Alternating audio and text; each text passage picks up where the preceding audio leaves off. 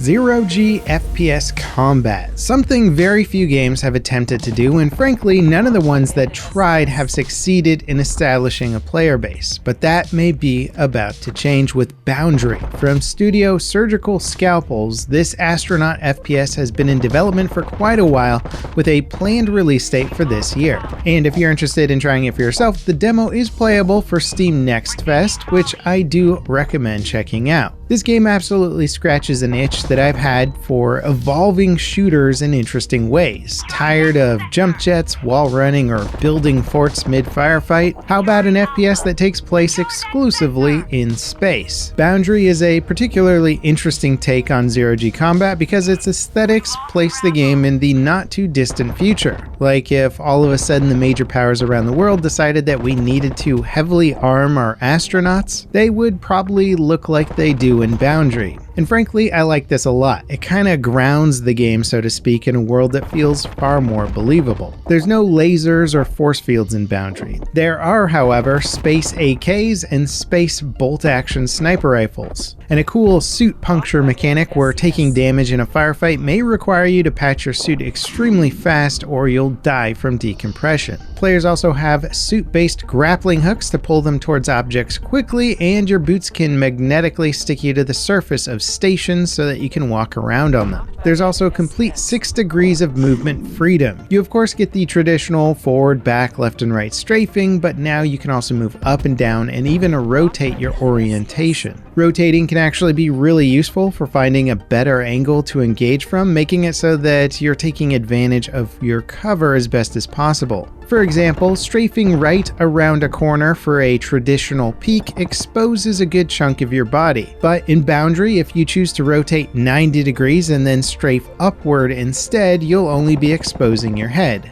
The players that can adapt to this style of gameplay quickly and do it more frequently will get a cover advantage. And it's this type of adaptation and thinking that evolves the fundamentals of FPS strategy in really cool ways. Of course, there's all kinds of movement techniques involving the grappling hook to pull you over to cover quickly, and even magnetizing onto surfaces to peek out at slower rates. I especially like how your astronaut will actually just drift through space on their own instead of automatically coming to a stop. This doesn't apply to boosting though. As you achieve higher speeds during your boost, once you let go of your boost, your player will return to the normal movement speeds. I do wonder if the devs would consider a slightly more realistic movement mode where you could boost fast in a direction, cut your thrust and maintain that velocity while firing at, say, an off angle. I feel like the general movement and strategy in this game could be pushed a little bit further to allow for some even cooler plays. Now, I covered this game about 11 months ago when the devs conducted an open alpha test, and since then the game has been updated in significant ways. My main gripe 11 months ago was about the game having terrible hit markers and really annoying UI awards that would pop up on screen,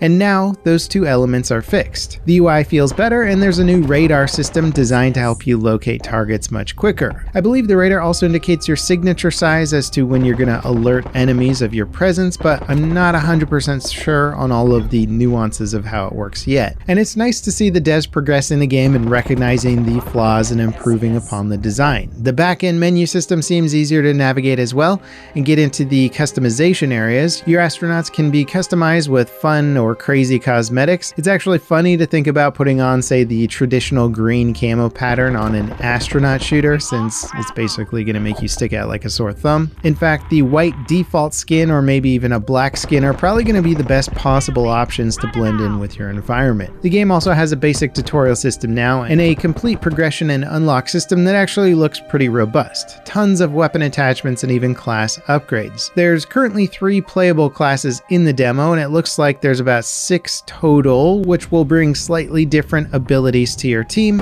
from the classic marksman with a sniper rifle and scanning ability to the SMG shotgun class with smoke grenades, designed to get into close quarter combat. Now, last alpha, I was really enjoying the machine gun class, who also had an active protection system that would shoot down incoming grenades. The classes are fun and not too wild with regard to their abilities. Some of their gadgets can be swapped around for further customization, but generally they're pretty much locked into a specific playstyle and weapon class. The synergies between classes don't seem to be too extreme, like the sniper class can scan for hostile enemies, which I believe is communicated to your teammates, but it's not going to be anything like Overwatch with tanks and healers or anything like that.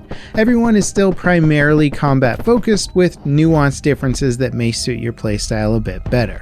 Now, the game modes are very traditional, so to speak. It would be cool to evolve these modes a bit down the road, and according to the devs, they do have some stuff in the works. The demo is set up for 5v5 across the board with TDM, Domination, Purge, which is basically single elimination TDM, and Invasion, which is a capture point that changes places. The modes do a good job of showcasing the map and movement mechanics, but they do little to evolve the traditional FPS concepts. Especially in a landscape that's currently dominated by first-person shooter battle royales or survival games, a classic TDM mode probably isn't gonna cut it in the long run. Escort modes, bomb defusals, mini royales, anything more evolved would probably inject a little bit of oomph that I think this game needs. Now, the maps are quite cool looking. Large satellite installations, space stations, and destroyed space stations all offer fun combat environments. Solar panels can be destroyed and shot through, making for neat visual cover. Sadly, the world does feel a bit static still, which was a critique from my last play session, as there just isn't much in the way of fun physics stuff, like pushing large objects towards enemies or pushing a container through space while using it for cover. Those types of mechanics could take Boundary to the next level and open the game up for more emergent gameplay opportunities, but perhaps that's not the goal here. It almost feels more esports aligned with its overall design.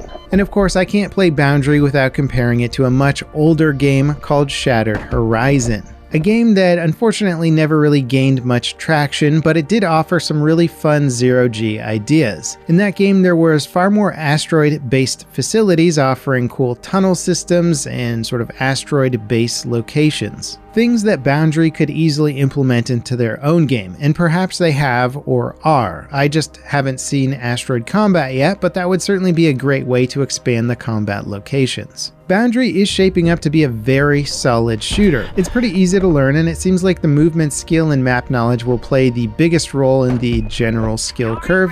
It does, however, feel like it needs a little bit extra oomph to gain a larger appeal, like more exciting or imaginative locations, more reactive environments, and modes that aren't just the typical domination stuff. Regardless though, I'm enjoying the game and I wish the developers all the luck with shipping and supporting this title. It's definitely pushing a concept that I've always loved further than any game has in the past. Let me know what you guys think about Boundary. Are you excited to play it? Have you played the demo at all? Also, if you want to see what Star Citizen is doing with zero-G movement, check out my coverage of their latest CitizenCon event here. And as always, thanks for watching. I'll see you next time. This is Level Cap signing off.